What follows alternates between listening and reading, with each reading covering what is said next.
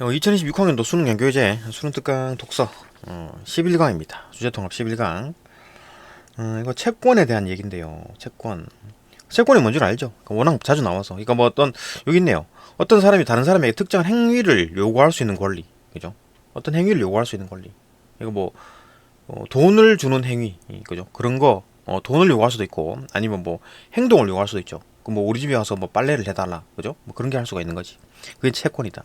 또 그 채권을 또 다른 사람한테 팔 수도 있는 거죠. 그죠? 그런 게 있다. 그럼 채무자, 급부, 계약, 뭐, 그런 얘기, 당사자들 의사 이런 얘기 나오고, 문제, 여기서는 뭐냐면은, 고의 과실이라는 얘기가 나오고, 급부 불능, 그러니까 못하겠다는 얘기지. 응? 그러니까 몇월 며칠 날 뭐 1억을 주기로 됐는데, 못 주겠다 이거지. 그럼 어떻게 해야 되냐. 그죠, 뭐, 못 주겠다는 거에도 두 가지가 있는 거지. 원시적 불능이랑 후발적 불능이 있다. 그죠? 애초부터 잘못된 거. 못 주도록 돼 있었고, 기초적으로, 아예 기본적으로 못 주게 돼 있었어. 그죠? 사기꾼이지. 그 다음에 후발적 본능은 어떻게 하다 보니까 나중에, 못 주겠네. 이렇게 된 겁니다. 그죠? 그런 거 두 가지로 구분했고, 뭐, 그럴 땐 어떻게 해야 될 건가. 그 얘기가 있습니다. 나 같은 경우에도 이제 역시나 과실 책임주의 어쩌고저쩌고 해가지고 이제 일부러, 그러니까 뭐, 고의냐, 과실이냐, 그런 걸 따져가지고, 고의가 아닐 때 어떻게 해야 될 건가. 여기서 뭐 담보 책임에 대한 얘기가 나오는데 요거 조금 추론 조금 해야 되죠. 좀 찾아봐야 되는데 조금 이해 안 되는 부분 좀 있긴 한데 또 왜 담보 책임이라고 했을까? 그런 거 좀 생각해 볼 필요가 있다. 어쨌든 뭐 담보 책임이든 뭐든 간에 어쨌든 뭐 이게 뭐 계약이 뭐가 제대로 안 지켜졌을 때 어떻게 해야 될 건가 뭐 그런 얘기를 하는 겁니다. 되게 어렵진 않습니다. 봅시다. 채권은 어떤 사람이 다른 사람에게 어떤 특정한 행위를 요구할 수 있는 권리다. 그죠? 채권을 가진 사람을 채권자. 그러니까 이제 권리를 가진 거지. 권리. 그죠? 내가 1억을 받아야 되는 사람이지. 그 상대방을 이제 채무자, 의무가 있는 거지. 그죠? 돈을 1억을 줘야 되는 사람. 그죠? 채무자가 해야 하는 특정한 행위를 이제 급부다. 채무자가 나한테 1억을 줘야 된다? 그게 이제 급부인 거지. 그죠? 그게 1억이 급부인 거죠. 채권과 이에 상응하는 채무는 채무가 곧 이제 급부죠, 그죠? 채무가 의무죠, 그죠? 채무자와 채권자 사이에서 이제 급부를 하기로 약속하는 계약이 성립하면 그 효과로서 발생하는 것이 원칙이다. 그 채무는 언제 발생한다고? 계약이 성립되면 그죠? 발생한다. 다만 법률에 규정된 어떤 요건이 충족되면 당사자들의 의사와 무관하게 채권과 채무가 발생할 수도 있다. 이건 뭐냐? 이것도 의사가 없었어. 얘들끼리 뭐 채무자, 채권자 관계가 되지 않는 어떤 계약 같은 거 안 했는데도 불구하고 채권, 채무가 발생할 수가 있답니다. 그게 뭐 예를 봅시다. 이런 경우지. 예컨대 어떤 사람이 고의나 과실로 한 행위로 인해서 고의 일부러 했거나 아니면 과실. 그러니까 과실이 뭡니까? 조금만 신경 썼으면 안 일어날 거를 신경을 안 쓴 거야. 그게 과실인 거지. 그걸로 한 행위로 인해 다른 사람에게 피해가 발생했다. 그러면 가해자는 피해자에게 이러한 피해 회복에 필요한 돈인 손해배상금을 지급할 채무를 가지게 된다. 그 자동적으로 이제 그 채권 관계가 성립이 되는 거지, 그죠? 채권자. 계속 봅시다. 뭐 채권, 그죠? 채권을 그러니까 뭐 어떤 뭐 계약을 하지 않았는데도 불구하고, 그죠? 어떤 사람이 일부러라거나 아니면 뭐 그래서 과실 잘못해가지고 안 그랬어도 됐는데, 충분히 안 그럴 수 있었는데 과실로 어떤 뭘 했는데 그게 이제 피해가 발생했다. 그럼 자동적으로 채권자 채무자 관계가 성립된다. 그죠?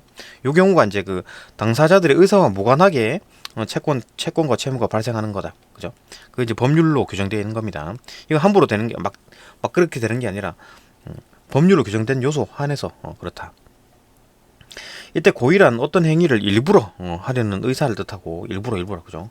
그다음에 과실이란 어떤 행동을 할 때 그 행동에 대해서 사회적으로 요구되는 주의를 다하지 않은 심리 상태.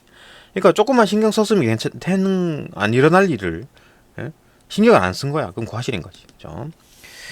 그게 이제 고의나 과실이다. 뭐 그런 식으로 해가지고 다른 사람한테 피해가 발생했다. 그러면 돈 물어내야지. 그죠? 손해배상금을 지급해야 된다. 그럼 손해배상금 자체가 이제 그 채무가 되고, 여기 이제 급부가 되는 거지. 그죠? 그래서 봅시다. 채권의 발생 원인이 무엇이든 채권은 대개 채무자가 이제 급부를 함으로써 이제 소멸을 한다. 이거 급부가 뭡니까? 돈 주는 거잖아. 그죠? 돈 주면 돈 줘버리면 끝나는 거지. 그죠?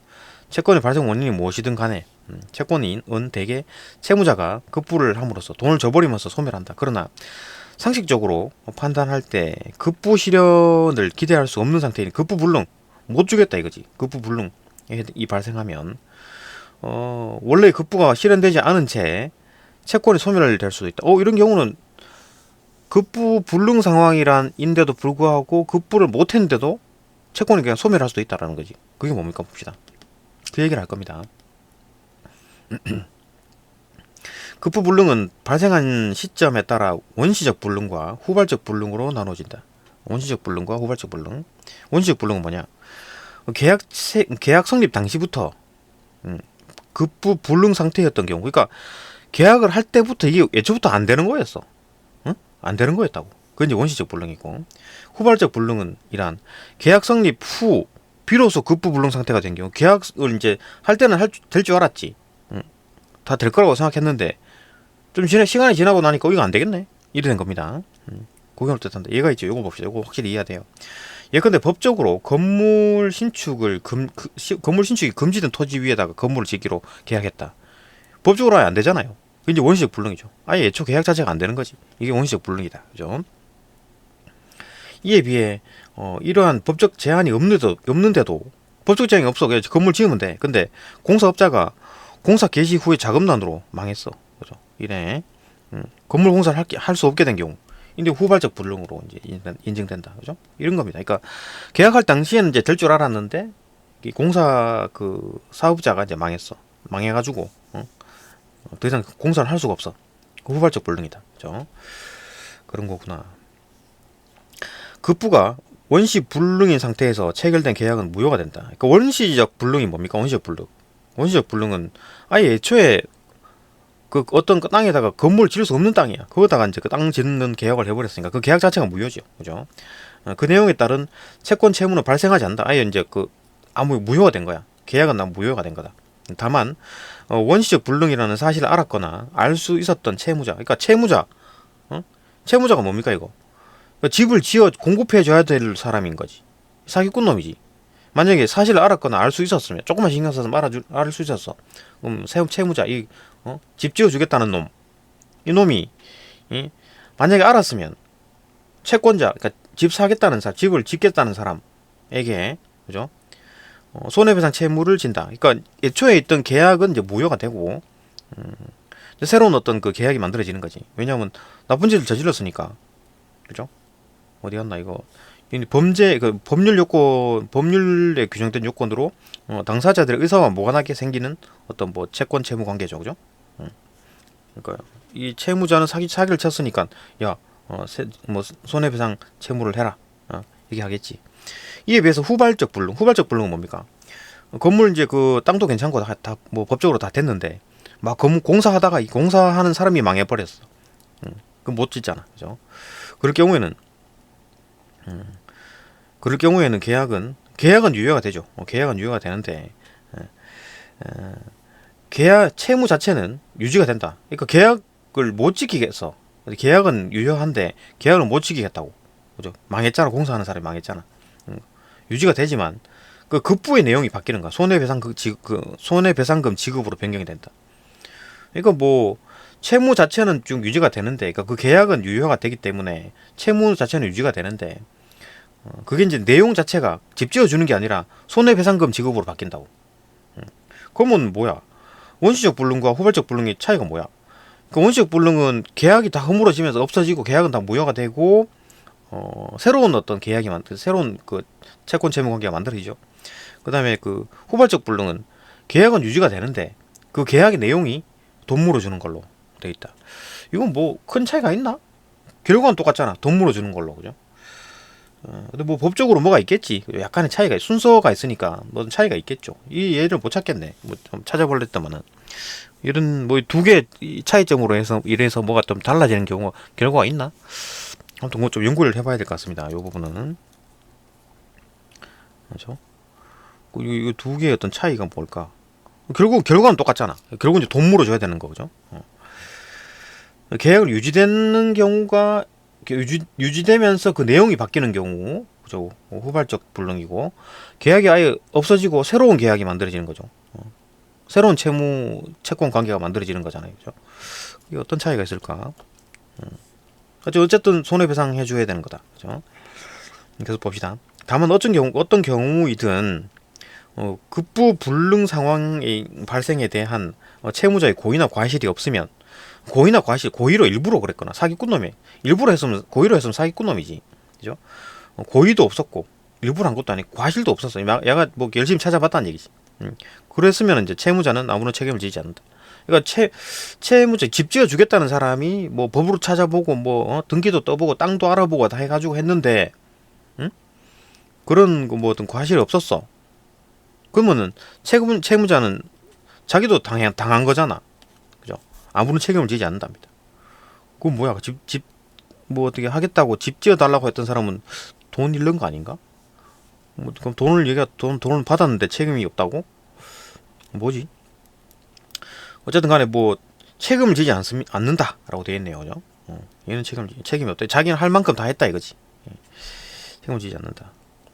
한편 채권자가 급부 불능 상황을 알았거나 알 수 있었다면, 급부 불능 상황을 채권자가 뭐야?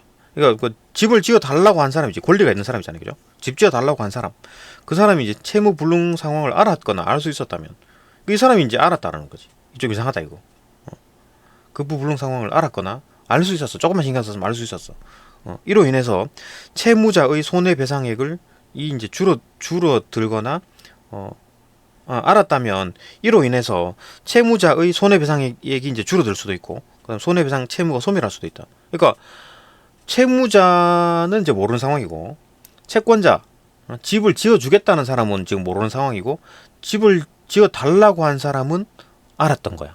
여기 지어보면 안 된다라는 걸. 근데 알면서도 채무자에게 지어달라고 한 거야. 그럼 얘가 사기친 거지. 집 지어달라고 한 놈이 사기꾼이죠, 그죠? 그럴 경우는 어떻게 되느냐? 손해배상액이 좀 줄어든다. 그죠? 채무자가 이제 받을 손해배상액이 줄어들고, 손해배상 채무가 손해배상 채무가 소멸할 수도 있다. 돈을 안 물려줘도 된다는 얘기지. 이건 뭐 어떤 얘기일까요? 이거 뭐 공사 대금이 왔다 갔다 하는 관계에서 뭐 돈을 덜 주고 이렇게 할 수가 있나? 아니면 아예 뭐 집 짓는 사람 엿먹으라고 이렇게 하는 건가? 하여튼 뭐 이상합니다, 그죠? 이런 경우가 있겠지, 그죠? 어쨌든 간에 이런 경우는 어쨌든 집 지어 달라고 하는 놈이 사기친 거잖아요, 그죠? 그러니까 집 지어 달라고 한 놈이 좀 돈을, 손해배상을 적게 받거나 아예 손해배상을 못 받을 수도 있네요, 그죠? 원시 불능의 경우에는 채권자도 원시적 불능임을 알았거나 알 수 있었으면, 원시적 불능이 뭡니까? 아예 집을 거기다 못 짓는 데야. 땅 자체에 집을 못 짓는다고. 불법으로, 법적으로 못 짓게 돼 있어. 그러면은 그걸 알았다. 아니면 또 알 수 있었다. 조금만 찾아봤으면. 그러면 채무자에게, 집 짓는 사람에게 손해배상 청구를 할 수 없답니다. 이미 알고 있었거나, 조금만 노력했으면 알 수 있었던 거를 안 했으면, 손해배상 청구를 할 수 없대. 그죠? 알면서 그럼 지어달라고 한 건가? 그죠? 엿먹으라고 한 건가? 이에 비해 후발적 불능의 경우, 그러니까 이제 다음 계약할 때는 뭐 합법적으로 다 돼 있었는데, 공사가 이제 공사업자가 망했어, 그래갖고 못 짓는다, 그죠? 경우에는 채권자가 급부 불능의 가능성을 알았더라도, 그러니까 이거 그 건설업자 저거 좀 안 좋은데 저거 곧 망하겠는데 이건 거 알았더라도, 이로 인해서 채무자, 집 지어주는 사람의 손해배상 책임이 없어지지는 않는다. 그러니까 뭐 공사업자라는 놈이 좀 이상해. 좀 뭐 곧 망할 것 같아, 저 회사가. 공사하는 회사가, 업체가 망할 것 같아. 그걸 알았다 하더라도 가능성을 알았지. 근데 망할 줄은 몰랐지, 그죠? 망할 줄은 몰랐고 어떤 가능성은 알았다, 그죠? 그런 망할 가능성이 있다는 걸 알았더라도 채무자, 그러니까 집 짓는 사람은 그죠? 알았다 하더라도, 가능성 알았다 하더라도 집 짓는 사람은 이 이제 돈을 물려줘야 되는 거야, 그죠? 손해배상액을 줘야 되는 거야, 그죠? 조금 헷갈리는데, 뭐 이런 경우가 있나 싶어가지고 조금, 그죠? 일반적으로 상식적으로 이런 경우가 잘 안 일어나죠. 그러니까 뭐 다른 뭐가 있겠지.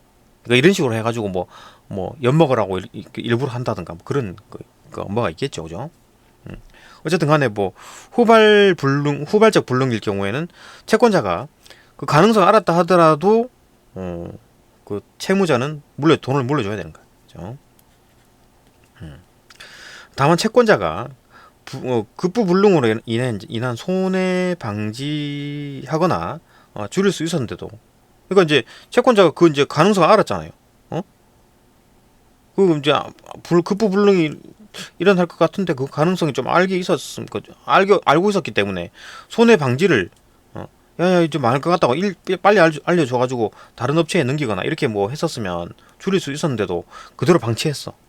그러면 이제 법원이 이 사정을 감안해 가지고 채무자가 지급해야 될 어떤 뭐 손해배상 그렇죠, 손해배상 액수를 좀 줄이거나, 그러니까 좀 어떤 집 짓는 사람 그 채무자가 손해배상 갚아줘야 될 손해배상액을 좀 줄이거나, 아예 뭐 손해배상 안 해줄 수도 있다, 그죠? 면제해줄 수도 있다는 얘기네. 이건 뭐 이제 아느냐 모르냐가 이렇게 중요하네요, 그죠? 고의냐 과실이냐 이런 거니까. 그 이제 뭐 이런 내용을 알았으면 당연히 가가지고 얘기를 했었어야지. 야 이거 망할 것 같다 이거. 다른 회사로 빨리 바꿔라. 이렇게 했었어야지.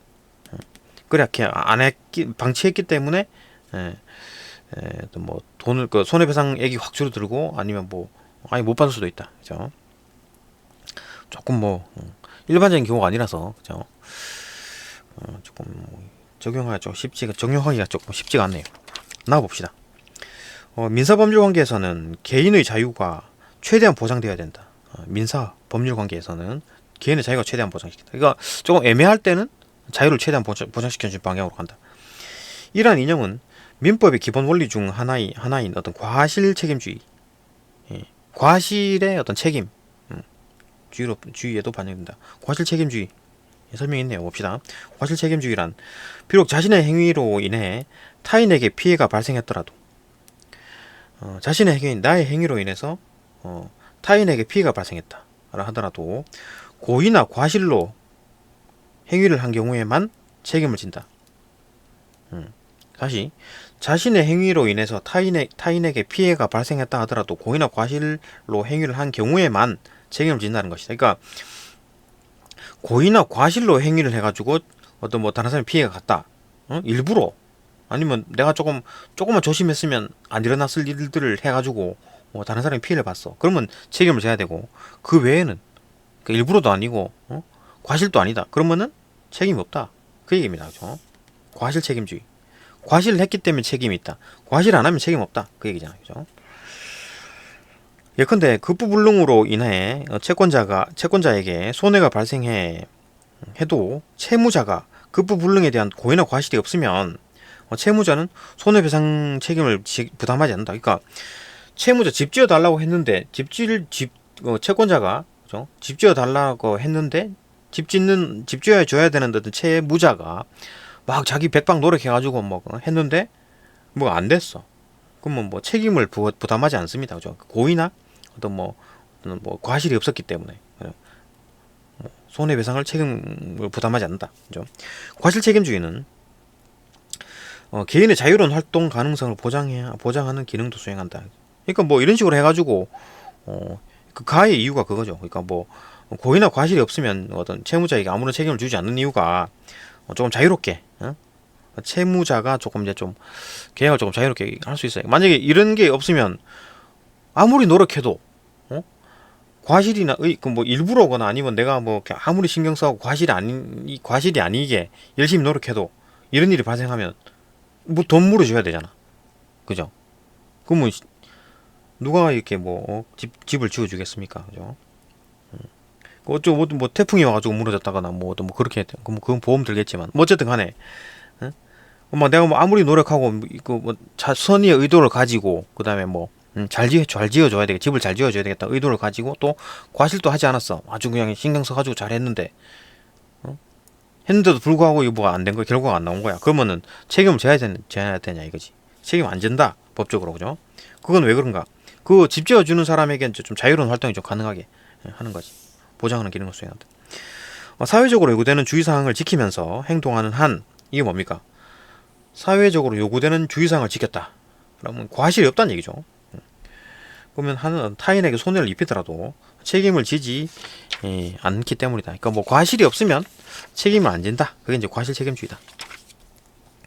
그러나 고의나 과실 없이도 고의나 과실 없이 한 행동의 결과에 대해서도 책임이 발생할 수도 있다. 아주 예외적인 경우네. 그러니까 아까 뭐라 그랬습니까? 과실 책임주의니까 고의나 과실이 없으면 책임을 안 진다 그랬잖아요. 이게 예외네, 예외. 고의나 과실이 없는데도 불구하고 책임을 지는 경우가 있다. 그게 뭐냐? 이러한 책임을 이제 무과실 책임이다. 과실이 없는데도 불구하고 책임을 져야 된다. 무과실 책임은 예외적으로 인정되면 법률상 근거가 필요하다. 그러니까 법률로 특별히 정해놓은 거야. 그죠? 모든 걸 다 모든 걸 다 그냥 과실 없으면 다 무죄 이렇게 하는 게 아니라 그 중에는 몇 개는 좀 손해배상 해야 된다. 그 말이잖아요. 그죠? 일상생활에서 자주 문제되는 것이 이제 담보 책임이다. 이게 조금 말이 어려워요. 담보라는 게 그거잖아요. 이거 뭐 담보를 하나 맡겨놓고 계약을 할 때, 야, 이거 내가 펜을 이거 담보로 맡겨놓을게. 내가 계약을 안 지키면 이거 네가 펜 이거 너 해라. 이렇게 하는 게 담보잖아요. 그죠? 이게 담보 물건이야. 그죠? 담보 책임이라 봅시다. 집에 대한 어떤 담보에 대한 얘기를 하는데 봅시다. 그 담보가 이제 어떤 물건이다 이렇게 생각하면 돼요. 그죠?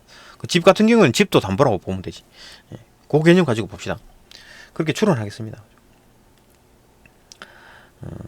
무과실 책임의 일종인 담보 책임은 유상계약. 그 무과실 책임의 일종인 담보 책임은, 그러니까 담보 책임이라는 게 이제 과실을 하지 않더라도 책임을 져야 되는 거, 그죠? 책임은 유상계약, 즉 채무자의 급부에 대한 대가로서 채무자의 급부가 뭡니까? 집 지어주는 거지, 그죠? 집 지어주는 거에 대한 대가로서 채권자도 채무자에게 반대급부를 해야 하는 어떤 계약의 경우에 적용된다. 자, 이제 집을 사고 팔고 하는 과정에서 이제 되는 겁니다. 그러니까 채권자도 채무자에게 반대급부를 줘야 되지. 이거 집값이지 뭐. 응? 집값이지.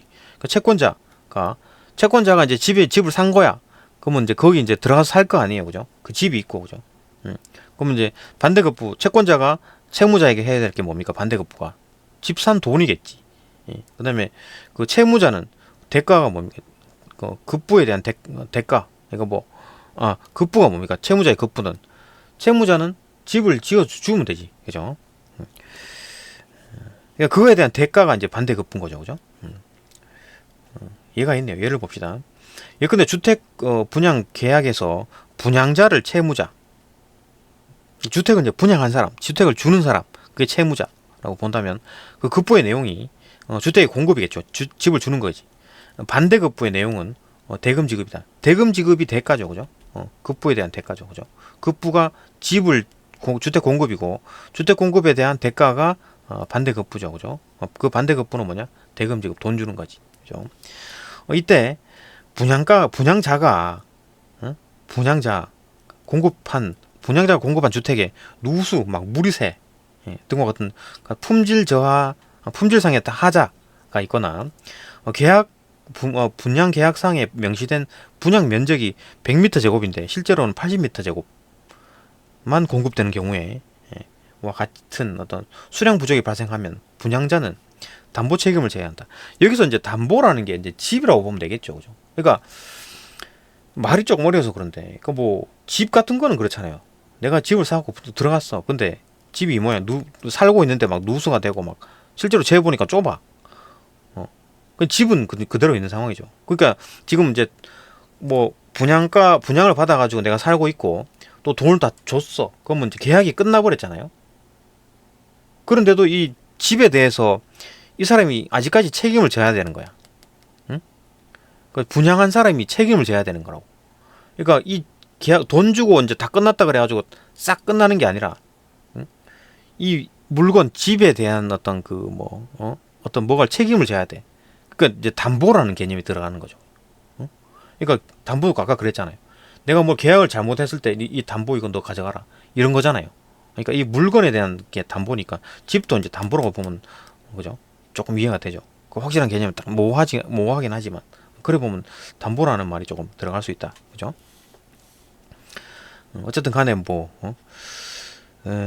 담보 책임을 져야 된다. 분양을 받아가지고 살고 있는데 막 누수가 되고 막 집도 좁아 막 이렇게 경우에는 이제 뭐가 잘못된 거지. 책임져라. 분양한 사람 너 책임져라. 그럼 책임져야 되는 거죠. 그게 이제 담보 책임이다.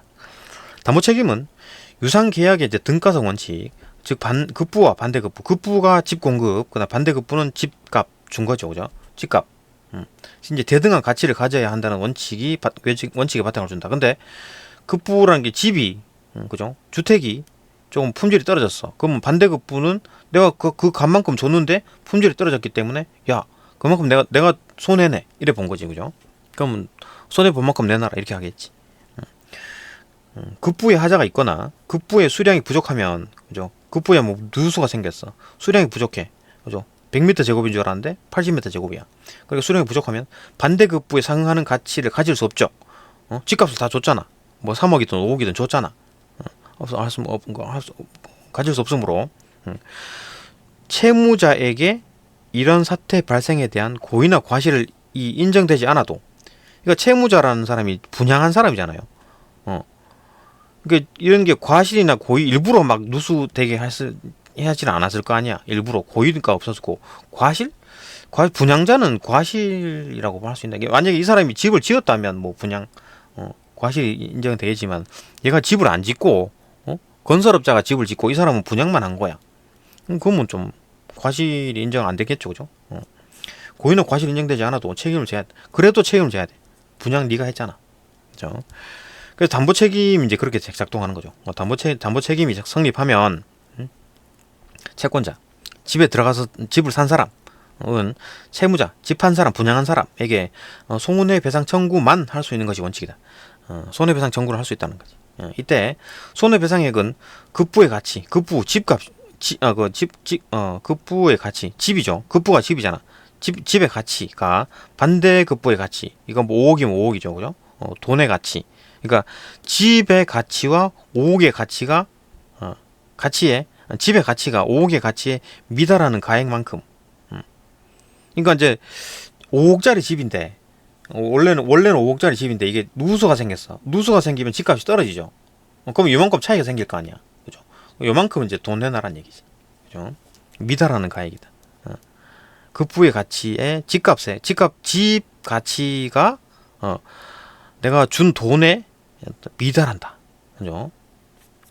그만큼 가액이다. 그만큼 차이가 나는 거지. 그러니까 원래는 이렇게 요거는 5억, 요거는 집인데 누수가 되면서 이 집값이 떨어졌어. 그러면 요만큼 이제 떨어진 만큼 요게 이제 손해배상 얘기인 거죠, 그죠? 채권자가 가해 계약을 파기하고 전액 환불하라. 나는 못 살겠어. 그렇게 요구하면 급부의 품질 하자나 수량의 부족 정도가 심하여, 너무 심하게 가지고 누수가 나와가지고 못 살겠어. 곰팡이 펴가지고 못 살겠어. 아니면 수량이 너무 부족하네. 그러니까 채권자가 계약의 목적을 달성할 수 없을 정도임을 증명해야 돼. 그러니까 막 곰팡이가 생겨가지고 도저히 사람이 살 수가 없어. 그러면은 이제 전액 환불 받을 수 있는 거지. 그리고 또 그 증명을 해야 되는 겁니다. 그 다음에 수량 부족이 확실히 눈에 보여야 돼.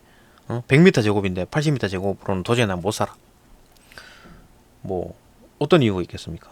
그러니까 꼭 100m 제곱에 살아야 되는 사람, 일 경우에는 80m 제곱 못 살잖아요. 그 뭐 이를테면 짐이 너무 많다든가, 그죠? 아니면 뭐 가족이 너무 많아가지고 대가족이어가지고 꼭 100m 제곱에만 살 수 있어. 80m 제곱에는 도저히 못 살아. 이럴 경우가 그렇게 증명이 되면 전부 계약 파기하고 전액 환불 가능하다. 여기 얘가 있네. 예컨대 100m 제곱짜리 어떤 주택 분양 계약이 체결되었으나 실제로 분양된 주택의 이제 면적이 80m 제곱이에요. 100m 제곱인데 80m 제곱밖에 안 돼. 그럴 경우에는 판매자는 대금의 20%를 환불할 의무를 지는 것이 원칙이다. 그러니까 뭐 그만큼 이제 20%잖아요, 그죠? 그만큼 가액만큼 까면 된다. 이게 원칙인데, 이 사람이 100m 제곱보다 작은 면적의 주택을 보유하는 것이 구매자에게 무의미하다. 그러니까 100m 제곱에만 살 수 있는 사람이야, 이 사람은. 80m 제곱에는 못 살아. 그러니까 짐이 너무 많다든가, 아니면 뭐 대가족이어가지고 꼭 그만큼 넓이가 돼야 돼. 무의미한 거야. 80m 제곱은 도저히 못 살아.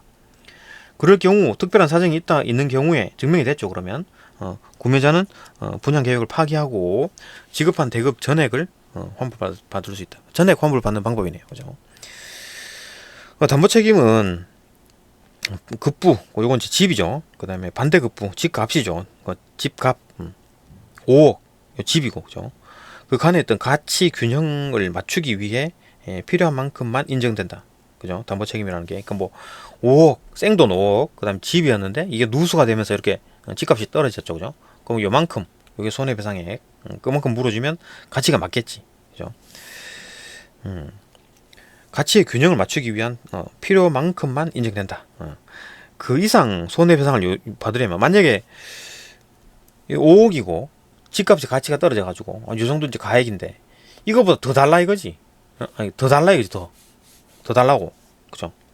더 이상의 손해배상을 받으려면 채권자는 채무자, 그러니까 집에 들어가서 사는 사람이 그 분양한 사람에게 채무 불이행 책임을 중요해야 돼. 채무 불이행했잖아 너. 채무 불이행한 바람에 내가 손해가 많이 났어. 채무 불이행 책임을 물어야 돼.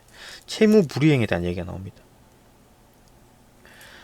채무 불이행 때문에 내가 손해 본 게 있어야 돼. 봅시다. 예컨대 얘가 있네요.